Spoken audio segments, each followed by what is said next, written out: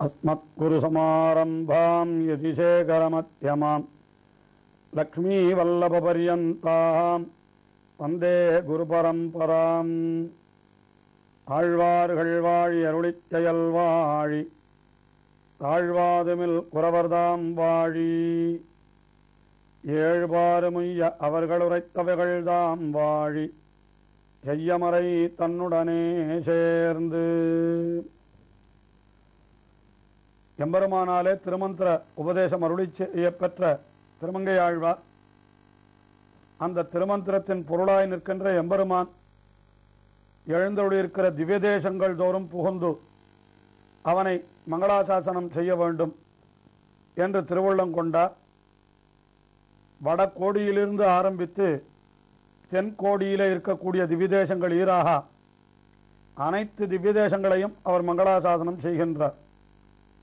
அதிலே மிக முக்கியமாக 51 திவ்யதேசங்களை திருப்பதிகங்களாலே, அதாவது 10 பாசுரங்கள் அல்லது அதற்கு மேற்பட்ட பாசுரங்களாலே மங்களாசாசனம் செய்துள்ளார்.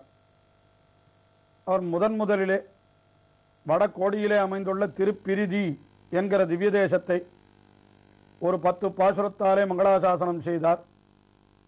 அடுத்தபடியாக பதரிகாசிரமம் என்கின்ற திவ்ய தேசத்தை 2 பதிகங்களாலே மங்களாசாசனம் செய்தார். அடுத்தபடியாக பெரிய திருமொழியினுடைய 5ஆம் திருமொழியிலே சாலக்கிராமம் என்கிற திருப்பதியை மங்களாசாசனம் செய்கின்றார். இந்த சாலக்கிராமம் என்கிற க்ஷேத்திரமானது தற்பொழுது நேபாள தேசத்திலே அமைந்துள்ளது. அது முக்திநாத க்ஷேத்திரம் என்று வழங்கப் பெறுகிறது. ஒரு காலத்திலே அவந்தி என்கிற பெயராயுடைய இருந்த தேசம்தான் இப்பொழுது சாலக்கிராமம், அதாவது நேபாளம் என்று சொல்லப்படுகின்றது என்று சிலர் சொல்லுகிறார்கள். அந்த நேபாள தேசத்திலே ஒரு மலை மீது அமைந்துள்ள திவ்ய தேசம்தான் இந்த சாலக்கிராமம் என்கிற திவ்ய தேசம். இந்த சாலக்கிராமம் என்கிற திவ்ய தேசத்திலே கிடைக்கக்கூடிய மிக உயர்ந்த சில கற்கள், அந்த கற்களைத்தான் எல்லோரும் இல்லங்களிலே வைத்து அதை விஷ்ணுவனுடைய வடிவமாகவே வைத்து வழிபடுகிறார்கள். அந்த வழிபடுகிற அந்த மூர்த்திகளுக்கும் சாலக்கிராமம் என்பதே பெயராக அமைந்துள்ளது. இல்லங்களிலே தீர்த்த எம்பெருமான்கள் என்று வைத்து திருவாராதனம் செய்வார்கள், பூஜைகள் செய்வார்கள். அப்படிப்பட்ட அந்த மூர்த்திகளுக்கு சாலக்கிராமம் என்றுதான் பெயர்.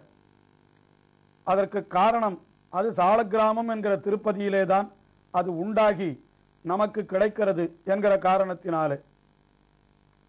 அப்படிப்பட்ட அந்த சாலக்கிராமம் என்கிற திவ்ய தேசம் அது கண்டகி நதிக்கரையிலே அமைந்துள்ள ஒரு திவ்ய தேசம். அது அந்த திவ்ய தேசத்தை 10 பாசுரங்களாலே மங்களாசாசனம் செய்கின்றார்.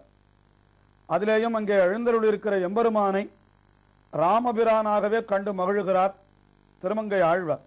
அதாவது அங்கே எழுந்தருளிருக்கிற எம்பெருமான் இன்ன மூர்த்தி என்று நமக்கு ஸ்பஷ்டமாக அது தெரியவில்லை என்றாலும் கூட அவன் ராமபிரான் என்று கருதி திருமங்கை ஆழ்வார் இந்த 10 பாசுரங்களிலே பல பாசுரங்களிலே ராமாவதாரத்தை சொல்லுகிறார். ஒரு சில பாசுரங்களிலே வெவ்வேறு அவதாரங்களை சொன்னாலும் கூட பெரும்பகுதி ராமாவதாரத்தை ஒட்டியே அந்த பாசுரங்கள் எல்லாம் அமைந்திருக்கின்றன.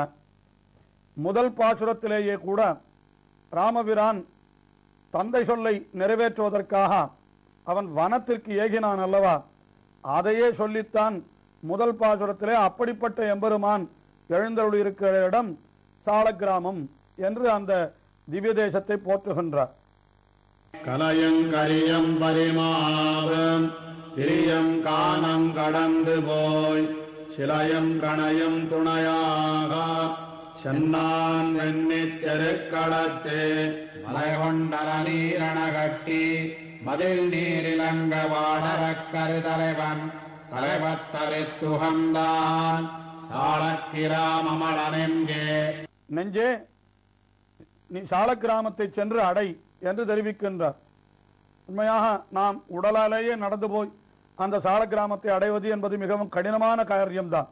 அதுவும் திருமங்கை ஆழ்வார் எழுந்தருளியிருந்த காலத்திலே அதற்கு நடந்து செல்வது என்பது மிகவும் கடினமான காரியம். அவர் எப்படித்தான் சென்றாரோ, தம்முடைய ஆடல் மா என்கிற குதிரையிலே அவர் சென்றிருக்க கூடும்.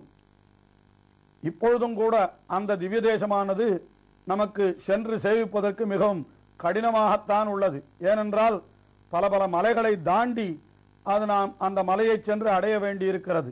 ஆயினாலே நெஞ்சே சடை சென்று அடை, சாலக்கிராமம் அடை நெஞ்சே என்று தெரிவிக்கின்றார்.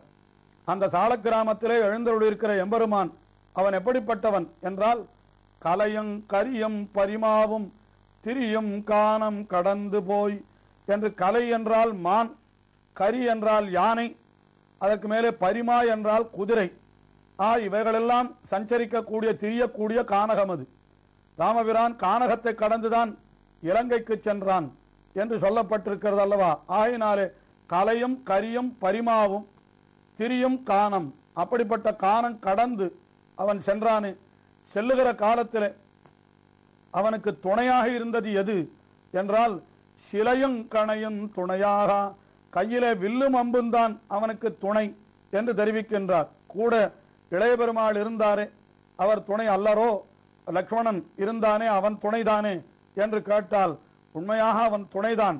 அவனும் கூட இந்த வில்லையும் அம்பையும் போன்றவன் தான் அவனுக்கு என்று சொல்லும் விதமாக சிலையும் கணையும் துணையாக இப்படி சென்றான். எங்கு சென்றான்? செருக்களத்து, அந்த போர்க்களத்திலே சென்றான். போர்க்களத்திற்கு செல்வதற்கு முன்னாலே அவன் என்ன செய்தான் என்றால், மலை கொண்டு அலைநீர் அணை கட்டி என்று பெரிய மலைகளை எல்லாம் பெயர்த்து அந்த வானரங்களை கொண்டு கடலிலே ஒரு பெரிய அணை கட்டினான், சேத்துவை கட்டினான் அல்லவா. மலை கொண்டு அலைநீர் அணை கட்டி, அணை கட்டி சென்றவன் என்ன செய்தான்? மதில் நீரிலங்கை வாளரக்கர் தலைவத்தரு துகந்தான்.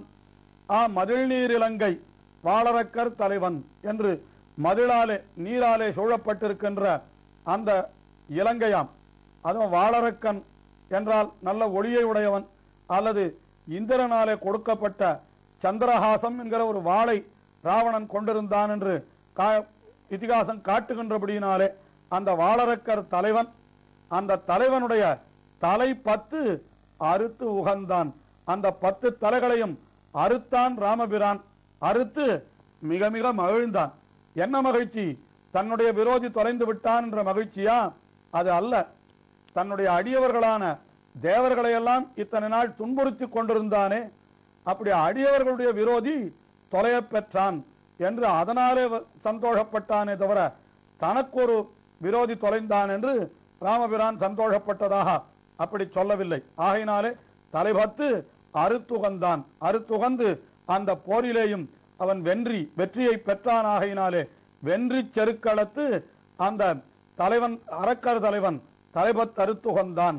அப்படிப்பட்டவன் எழுந்தொழி இருக்கிற இடம் இது சாலக்கிராமம் என்று இந்த சாலக்கிராமத்தை கொண்டாடுகின்றார். அப்படிப்பட்ட சாலக்கிராமத்தை நெஞ்சே அடை என்று தெரிவித்தார். அடுத்தபடியாக 2ஆம் பாசுரத்திலேயும் அந்த ராவணனை வென்ற வரலாறு அதையே தெரிவிக்கிறார். மறுபடியும் அந்த ராமபிரானையே தெரிவிக்கிறார். இங்கே என்ன தெரிவிக்கிறார் என்றால், சதுரங்க சைன்யத்தையும் உடைய லங்கையை தனி ஒருவனாகவே வென்றான். அந்த வானரர்களை துணை கொண்டு வென்றான். அதை தெரிவிக்கிறார். கடந்தோள் கரியம் பரிமாறம் ஒலிமான் தேரங்காலாளும் உடஞ்சோழ்ந்தெழுந்த கடி இலங்கை ஒடியா வடிவாய் கரந்துரந்தான் இடஞ்சோண்டெங்குமிரு விசும்பில் இமையோர் வணங்க மணங்கமழும் தடம் சோண்டெங்கு மழகாய சாலக்கிராமமட நெஞ்சே. நெஞ்சே, சாலக்கிராமத்தை நீ அடைவாயாக என்றார். அந்த சாலக்கிராமத்திலே எழுந்தருளிருக்கிற எம்பெருமான் அவன் எப்படிப்பட்டவன் என்றால், அவன்தான் ராமபிரானாய் அவதரித்து இந்த இலங்கையெல்லாம் அழித்தவன் என்று தெரிவிக்க வேண்டும். அந்த இலங்கை எப்படிப்பட்டது என்றால், கடம்சூழ் கரியும் பரிமாவும் ஒலிமான் தேரும் காலாளும் என்று 4 விதமான படை சொல்லுவார்கள். ரத கஜ துரக பத என்று 4. அதாவது குதிரைப்படை, தேர்ப்படை, யானைப்படை, குதிரைப்படை, காலாள் படை என்று படைகள் 4 விதமாக சொல்லப்பட்டிருக்கின்றன. அந்த 4ஐயுமே இந்த பாசுரத்திலே காட்டுகிறார் திருமங்கையாழ்வார். கடம் சூழ் கரி என்றால் மதம் பிடித்த யானைகள், அதுதான் கடம் என்னால் மதம், அந்த மதஜலம் பெருகுகின்ற யானைகள். அதற்கு மேல கடஞ்சூழ் கரியும் பரிமாவும், பரிமா என்றால் குதிரைகள், அப்புறம் உடன் சூழ்ந்தெழுந்த கடி இலங்கை, இவைகள்லாம் சேர்ந்து இருக்கிறது. இந்த பரிமா என்னால் அத்தை சொன்னார். அதுக்கு தேரும் காலாளும் என்று தேர்ப்படையும் இருக்கிறது, காலாள் படையும் இருக்கிறது. கடஞ்சூழ் கரியும் பரிமாவும் ஒலிமான் தேரும், ஒலியை எழுப்புகின்ற தேரும் காலாளும் உடன் சூழ்ந்து எங்கும் என்று அந்த அத்தனையும் சேர்ந்து ராமபிரானை எதிர்த்து வந்ததாம். ராவணன் ராமனோடு போரிடுகிற பொழுதோ இந்த 4 வகை சேனைகளோடும் வந்து அப்படி போரிட்டான். ஆனால் அப்படிப்பட்ட இலங்கை, அந்த இலங்கையை பொடியாக பொடி பொடியாக போகும்படியாக வடிவாய் சரந்துறந்தான். தன்னுடைய அந்த சரம் என்றால் அம்புகளை செலுத்தினான். ராமபிரானுடைய அம்புகளாலே இந்த 4 வகை சேனை மட்டுமல்ல, இலங்கையே அழிந்தது என்று சொல்லும்படியாக அப்படி உடன் சூழ்ந்தெழுந்த கடியிலங்கை பொடியாகும்படியாக என்ன செய்தான்?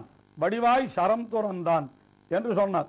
அப்படிப்பட்ட ராமபிரான் அவன் எங்கே எழுந்தருளியிருக்கிறான் என்றால் அந்த சாலக்கிராமம் என்கிற திவ்யதேசத்திலே எழுந்தருளியிருக்கிறான். சாலக்கிராமத்திலே இருக்கிற எம்பெருமானை தேவர்கள் எல்லாம் வந்து வணங்குகின்றார்கள். இடம் சூழ்ந்தெங்கும் இரு விசும்பில் இமையோர் வணங்க மணங்கமழும். இடம் சூழ்ந்து நன்றாக பறந்திருக்கக்கூடிய ஆகாசம், இரு விசும்பு அங்கே இருக்கக்கூடிய தேவர்கள், இமையோர் அங்கே இருக்கக்கூடிய தேவர்கள் அல்லது இன்னும் பரமாகாசமான பரமபதத்தில் இருக்கிற நித்தியசூரிகள் என்று கூட சொல்லலாம். அப்படி இமையோர் வந்து அது மணங்கமழும் தடஞ்சூழ்ந்து என்று நல்ல தடாகங்கள், நல்ல வாசனைமிக்க தடாகங்கள் அவைகளாலே சூழப்பட்டிருக்கின்றன. அப்படிப்பட்ட சாலக்கிராமம் அடை நெஞ்சே என்று தேவர்களும் வந்து வணங்கும்படியான சாலக்கிராமத்திலே எழுந்தருளிருக்கிற அந்த எம்பெருமானை சென்று வணங்க வேண்டும் என்று தம்முடைய நெஞ்சை கூறுவதாக இப்பாசுரம் அமைந்திருக்கிறது. இன்னும் சாலக்கிராம அனுபவம் தொடர்கிறது. தொடர்ந்து அனுபவிப்போம். திருமங்கையாழ்வார் திருவடிகளே சரணம்.